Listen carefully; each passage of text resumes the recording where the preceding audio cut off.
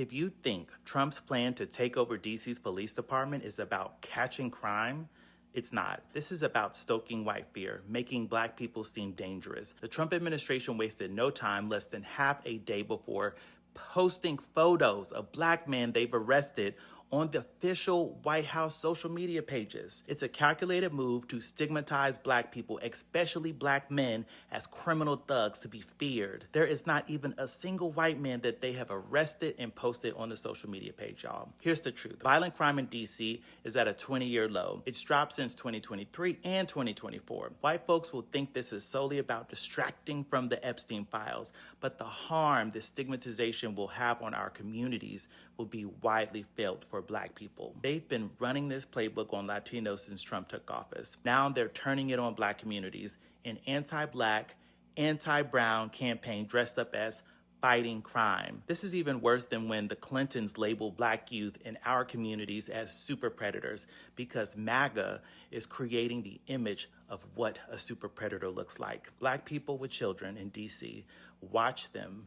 Especially watch your boys, because racial profiling and police violence is about to skyrocket there. Y'all be safe. Hi guys, and welcome back to my channel. If you're a new subscriber, thank you so much for clicking to this video, and if you're a returning, thank you so much for clicking back to the video. And now so today we're here to talk about we're here to narrate the issues or the stories which are going left, right and center about the black Americans or the black people living in fear of their lives after Trump started targeting black cities in the name of clearing up the homeless in the streets. And we all see that Trump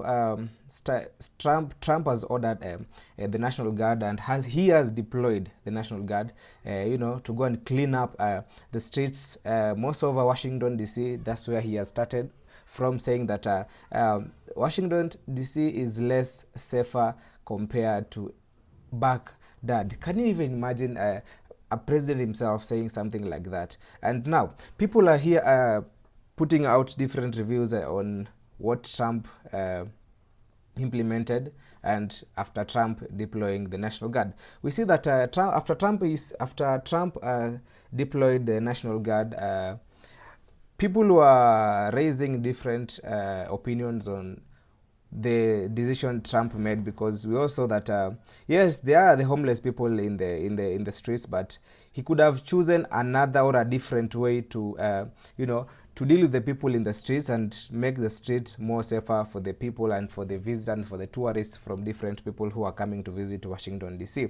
We saw that now the black folks are living in fear, because we see now the black folks are the people who are being targeted left, right and center, because we all know that the MAGAs are the ones who are supporting Trump in whatever he is doing currently, and the black folks are the people who are considered unsafe, to be precise, because most people who are in the streets, the homeless who are in the streets of Washington DC, people who are living in the sidewalks, we all see that most of them, the high percentage, are the black people. And since he has ordered the National Guard to to take action on the homeless people in the streets, we see that he is targeting the black people, and that's why the black folks are living now in fear. All right, y'all, bear with me because this is a live update as we speak. Donald Trump, he just ordered the National Guard to Washington, D.C. to take over Capitol's police. Yes, you heard me correctly. President Trump, he ordered what was expected to be a 30-day takeover over D.C.'s police department and suggested that the federal intervention could be expanded to other cities. Does that sound familiar? So this is literally the latest update. So President Trump significantly escalated his efforts to exert federal authority over the nation's capital on Monday, which is today, saying that he was temporarily taking over control of the city's police department and deploying 800 National Guard troops to fight crime there. So at the White House news press conference, President Trump pretty much painted a picture of Washington as a central light of just thugs and mobs and criminals, crazy people. So President Trump also said Pam Bondi, Attorney General, would oversee the federal takeover, and Defense Secretary Pete Hegseth would be at his side if needed. Golly gee, gotta love that. A White House official did say that the takeover was intended to last for only 30 days. Me personally, I think they're just testing the waters before they start, entering every other major city. He also threatened to expand his efforts to other cities like Chicago if they do not deal with crime rates he claimed were out of control. Whatever happened to state power? I thought, does that still exist? Okay, let's continue. Here's what we know. So DC is a district, so it's not technically a state. So the District of Columbia does not have control over its National Guard, giving the president broad leeway to deploy these troops logistically. My thing is, you have all this energy, oh my gosh, DC's out of control. Where was this energy in January 6th? So 1,000 National Guard people are now going to DC, as well as enforcing a curfew. This is straight out of Project 2025's playbook, and we should be terrified. He started in LA, he's going to DC. He will do this to every major American city.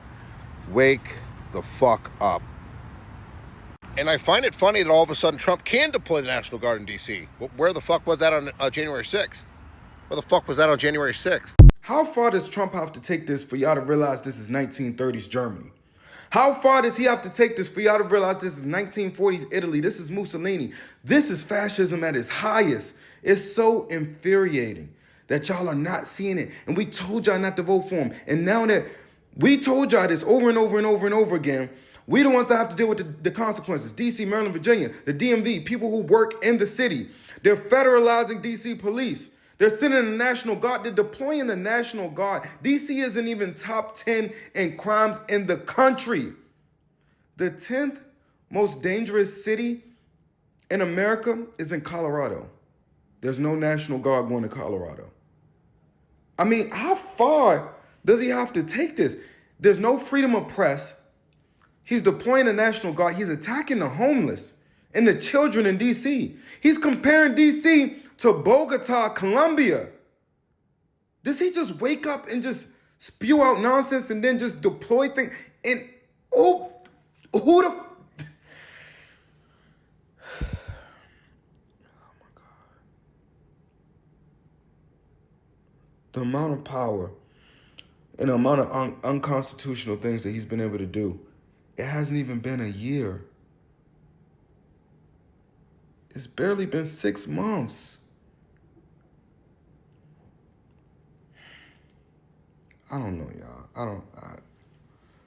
I don't even know what to say. I'm really...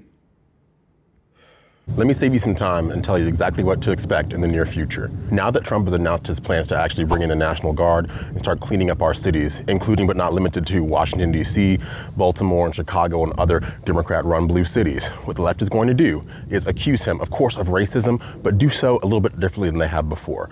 What the left has been doing over the past several years now has been protecting violent criminals and has been turning a blind eye to the violent crime epidemic that's been plaguing our inner cities. A lot of the offenders in these blue cities are minorities themselves. So of course, any sort of move to clean up our streets is going to disproportionately involve arresting individuals who are criminals who are minorities. So the left is going to then use that as a shield to again levy the fake lie that Trump is a racist and is targeting minorities and minorities only.